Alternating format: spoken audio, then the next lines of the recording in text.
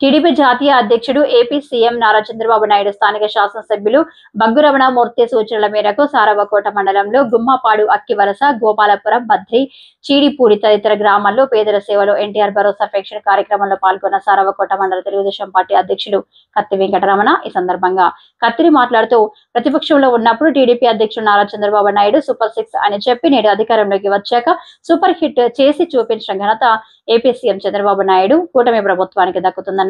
సర్వకోట మండల టీడీపీ అధ్యక్షుడు కత్తిరి వెంకటరమణ. పేదల సేవలో ఎన్టీఆర్ భరోసా పెన్షన్ పంపిణీ కార్యక్రమాల్లో ఈరోజు సారవకోట మండలం గుమ్మపాడు పంచాయతీ అక్కివలస గ్రామంలో సారవకోట మండల పార్టీ తరఫున ఈరోజు పాల్గొనడం జరిగింది. పెన్షన్ పంపిణీ కార్యక్రమం అనేది మొట్టమొదటిసారిగా ఎన్టీ రామారావు 30 రూపాయలతో ప్రారంభించిన పెన్షన్ ని 200 అయిన తర్వాత 200 నుంచి 1000 రూపాయలు చేసిన ఘనత నారా చంద్రబాబు నాయుడుకే దొక్కుతుంది.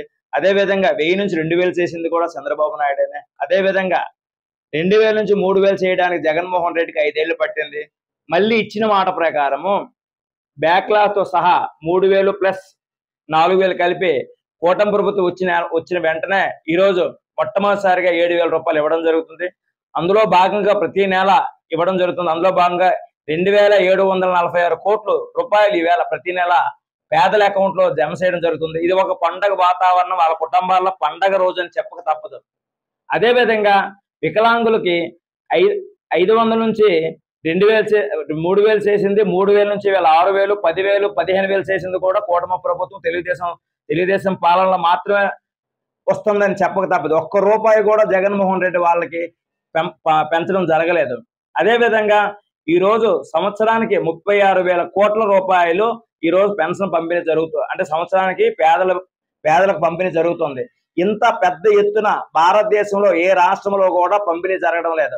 ఎక్కువ నగదు మరియు ఎక్కువ బడ్జెట్ కేటాయించిన రాష్ట్ర ప్రభుత్వం ఏది లేదని చెప్పక తప్పదు. పేదలు సంక్షేమము మరియు అభివృద్ధి బ్యాలెన్స్ చేసుకుని వెళ్ళే ఏకైక ప్రభుత్వం కూడా ఈరోజు చంద్రబాబు నాయుడు ప్రభుత్వమే. ఈవేళ 63.61 లక్షల మందికి పెన్షన్ పంపిణీ జరుగుతుంది.